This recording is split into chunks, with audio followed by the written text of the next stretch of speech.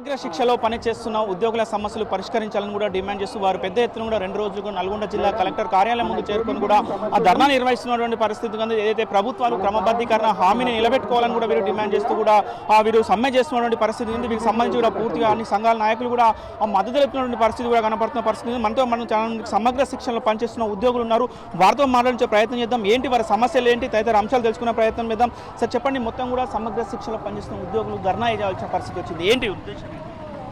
సుమారు 18 సంవత్సరాల నుంచి వాళ్ళు ఎక్కని కడప లేదు, చెయ్యని పని లేదు, వెట్టి చాకరి కంటే అన్యాయం. కానీ ఈ సందర్భంగా సీఎం రేవంత్ రెడ్డి గారు వచ్చిన తర్వాత స్పష్టమైన హామీ ఇచ్చిండు.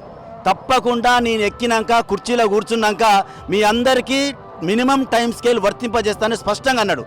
అప్పటి నుంచి ఆశ పెట్టుకొని సంవత్సరం అయింది, తప్పని పరిస్థితుల్లో చేయట్లేరని ఇలా రోడ్డు మీదకి ఎక్కిరు. ఇలా విద్యా వ్యవస్థ మొత్తం కుప్పకూలిపోయింది. నిజంగా మేము మా పిఆర్టీ సంఘ పక్షాన ఆనాటి నుంచి కొట్లాడుతున్నాం. ఒక 30% పెంచగలిగినాం. కానీ వాళ్ళ కోరికల్లా మినిమం టైం స్కేల్ అది సీఎం గారు స్పష్టంగా హామీ ఇచ్చిండు. అది నెరవేరేవంతా వీళ్ళు తప్పనిసరిగా ఉద్యమం నడుపుతారు. 100 సార్లు రిప్రజెంటేషన్ ఇచ్చారు ప్రభుత్వానికి, స్పందించలే. నిన్న మొన్న రిలే నిర్దేశం మండల శాఖలో పెట్టారు, స్పందించలేదు. వాళ్ళ ఏకైక డిమాండ్ మినిమం టైం స్కేల్. కానీ వీళ్ళు ఏదో ఇంకా 5-6 డిమాండ్ పెడుతున్నారు. కానీ అవి కాదు, మినిమం టైం స్కేల్ కనుక వర్తిస్తే ఎట్టి పరిస్థితుల్లో దానికి సంబంధించిన అన్ని బెనిఫిట్స్ వాళ్ళకు వస్తాయి. ఇంకొక ప్రధానమైన డిమాండ్ వాళ్ళు ఏమంటున్నారంటే విద్యాశాఖలో విలీనం చేయమంటున్నారు. విద్యాశాఖలో కనుక విలీనం చేస్తే వారు మా టీచర్లు అందరం కూడా ఒక కుటుంబ సభ్యులుగా మెలుగుతాం.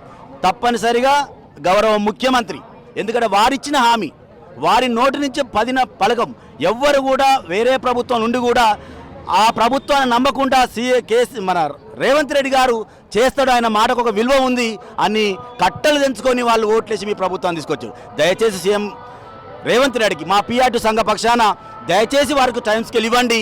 ఇంకా కొన్ని రోజులు వాళ్ళు ఇప్పుడు మొండిపట్టు చూస్తుంటే నాకు అర్థమవుతుంది. వాళ్ళు ఇప్పటింతలు కాదు కదా, 1-2 నెలలు అయినా సరే ఆఖరికి చావడానికి కూడా సిద్ధపడుతున్నట్టు నాకు ఎందుకు అనిపిస్తుంది. దయచేసి అంత దూరం పోనీయద్దని సీఎం గారికి కోరుతున్నా. ఇద్దరం సమగ్ర శిక్షలో పనిచేస్తున్నటువంటి వివిధ వింగులలో పనిచేస్తున్నటువంటి ఉద్యోగస్తులమండి. మా దగ్గర 7,000 రూపాయలు ఏమంటారు మొదటి అంటే చివరి వేతనం 32,000 వరకు తీసుకుంటున్నాం మేము. ఈ గింత పనికే అంటే ఈ గింత జీతానికే మేము ఒక ప్రభుత్వ శాఖ ఏదైతే ఆశిస్తుందో అంత పని చేసి పెడుతున్నాం. ఈ పని ఇప్పుడు మేము తెలంగాణ రాష్ట్రం వచ్చేటప్పటికి కూడా మేమందరం సిఆర్టీలుగా పనిచేస్తున్నటువంటి వాళ్ళం చాలామంది ఉన్నాం. అప్పుడు ఉద్యోగస్తులు ఏదైతే పెన్ డౌన్ చేసి ఉద్యమంలో పాల్గొని ఉద్యమాన్ని ముందుకు నడిపించారో అటువంటి తరహాలోనే మేము కూడా ఉవ్వెత్తున ఉద్యమాలు చేసినాం. తెలంగాణ రాష్ట్రం వచ్చింది, మా బతుకులు బాగుపడతాయి, మా ఉద్యోగాలు రెగ్యులర్ అవుతాయి అని ఈ కాంట్రాక్ట్ వ్యవస్థ తెచ్చిందే కాంగ్రెస్ ప్రభుత్వం. కాకపోతే ఒక కొత్త ప్రభుత్వం వచ్చింది. ఈ కొత్త ప్రభుత్వం మాకు అనేక రకాలుగా న్యాయం చేస్తుంది అని చెప్పి మేము కొండంత ఆశతోటి రాష్ట్ర ఏర్పాటులో కూడా అనేక రకమైన ఉద్యమాల్లో పాల్గొని మేము మా వంతుగా కృషిని అందించినాం. ప్రభుత్వాలు వచ్చినాయి, 2 సార్లు గెలిచినాయి, చేస్తాము. ఆడబిడ్డల గోస చూస్తుంటే నాకు దుఃఖం వస్తుందని మాట్లాడినటువంటి ముఖ్యమంత్రి 2 దఫాలుగా గెలిచి కూడా గత ముఖ్యమంత్రి 2 దఫాలుగా గెలిచి కూడా మమ్మల్ని ఏ రకంగా కూడా పట్టించుకోలేదు. అదేమి అని అంటే మీకు పర్సంటేజ్ ప్రకారంగా స్కేల్ ఇస్తున్నాం కదా అని మాట్లాడారు. మీది స్కీము మేము రెగ్యులర్ చేయలేము అని చెప్పి అసెంబ్లీలోనే మాట్లాడారు. ఇటువంటి సందర్భంలో మేము ముందుకొచ్చి అనేక రకాలైనటువంటి రిప్రజెంటేషన్స్ మేము ప్రభుత్వానికి ఇచ్చుకోవడం జరిగింది. మేము ఎక్కని గడపలేదు, మేము ఇవ్వనటువంటి వ్యక్తులు ఎవరు లేరు. ఏ చిన్న రాజకీయ నాయకుడు వచ్చినా కూడా మా యొక్క రిప్రజెంటేషన్స్ మేము వస్తూనే ఉన్నాము. కానీ ఎవరు మమ్మల్ని పట్టించుకోలేదు. ఈ ప్రభుత్వం ఏ విధంగానైనా పట్టించుకోదు. ఇంకా మనకు ఆల్టర్నేట్గా ఉన్నటువంటి ప్రభుత్వం వస్తే మా బతుకులు మరింత బాగుపడతాయని ఇంకొక ఆశతోటి, ఇంకొక మనిషి అనేవాడు సంఘజీవి, ఆశాజీవి, ఇదే ఆశతో మేము బ్రతుకుతున్నాం. ఇంకో ఉద్యోగానికి మేము పోలేము. ఒక్కొక్కరం 50 సంవత్సరాల వయసులోకి వచ్చినాం. ఇంకో ఉద్యోగం రాస్తామన్నా మాకు ఇప్పుడు రాదు. ఎందుకు అని అంటే యాజ్ పర్ సైకాలజీ ప్రకారంగా పీఠభూమి దశ అనేది ఒకటి ఉంటుంది. దానికి మేము ఒక విన్నపం చేసుకుంటున్నాం. వాళ్ళు బయటకు వచ్చి పిల్లలు ఇబ్బంది పడకముందే, పిల్లల విద్యకు దూరం కాకముందే మా బ్రతుకుల్ని బాగు చేయమని సీఎం గారిని సవినయంగా వేడుకుంటున్నాం. కావాలండి, మేము అందుకే 2 డేస్ నుంచి చేస్తున్నాము ధర్నా.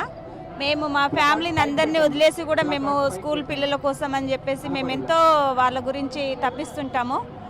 తల్లిదండ్రులు లేని పేరెంట్స్కి కూడా మేము తల్లిదండ్రులుగా మారి వాళ్ళకి అన్నీ చూసుకోవాల్సిన పరిస్థితి మాకుంది. మేము చేస్తామన్నీ. కానీ మాకు అర్ధాకలతో మేము ఉన్నామండి. మాకు కడుపు నిండా పెట్టమని చెప్పి అంటున్నాము. కాబట్టి మాకు రెగ్యులరైజ్ చేసి మాకు ప్రభుత్వం ఆదుకుంటుందని మేము కోరుకుంటున్నాము. ఒకవేళ ప్రభుత్వము దిగి రాకపోతే మీ కార్యాచరణ ఏ విధంగా ఉండబోతుంది? ఎన్ని రోజుల వరకు కూడా ఈ కార్యక్రమాలు నిర్వహిస్తారు? సార్ మాకు న్యాయం జరిగే వరకు మేము ఇక్కడే టెంట్ కింద కూర్చొని మేము చేద్దాం అనుకుంటాం సార్. సమ్మెలో పాల్గొవాలని మేము ఆల్ టీచర్స్ ఆల్ వింగ్స్ అన్నీ మేము నిర్ణయించుకున్నాం సార్. ఎవరు చెప్పినా మేము తగ్గము. మొత్తంగా కూడా చూస్తున్నాం, వారు ఒకటే అంటున్నారు, సమగ్ర శిక్షణలో పనిచేస్తున్న వారందరినీ కూడా ప్రభుత్వం కూడా క్రమబద్ధీకరించాలనే ఉద్దేశంతో కూడా మేము చాలా సంవత్సరాల నుంచి కూడా వెయిట్ చేసిన పరిస్థితి కనపడుతుంది. ఇక చేస్తామని చెప్పినప్పుడు గత ప్రభుత్వము చేయలేదు, ఇప్పుడు ఉన్న కాంగ్రెస్ ప్రభుత్వం మనకు చేస్తామని కూడా మాట ఇచ్చింది, మాట ఇచ్చి కూడా చేయలేకపోతుంది. కాబట్టి మేము గత్యంతరం లేని పరిస్థితుల్లో కూడా మేము ఈరోజు సమ్మెకు దిగవలసి వచ్చిన పరిస్థితి కనపడుతుంది. పరిష్కారం అయ్యేంత వరకు కూడా మేము ఇక్కడి నుంచి కదిలేదు లేదని కూడా వీరు కూర్చున్న పరిస్థితి కనపడుతుంది. అసలైన తొలి వెలుగు. Follow WhatsApp at Toli Velugu Official.